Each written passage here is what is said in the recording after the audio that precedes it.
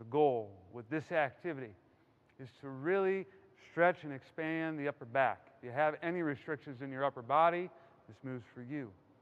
Here's what you're going to do. You're going to set up in a headstand, and the grip is going to be hands clasping the back of your head, elbows like so.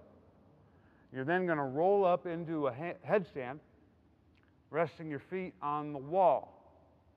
Once you've gotten that, you're going to hold that position, push up through your arms a little bit, and breathe. If you get it right, you'll feel your abs. You might feel a nice stretch in your upper back. It's going to look like this.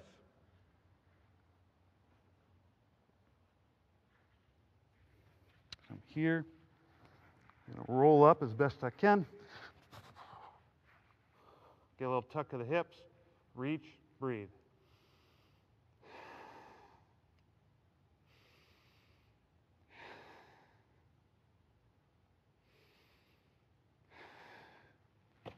And that's how it's done. Give it a shot.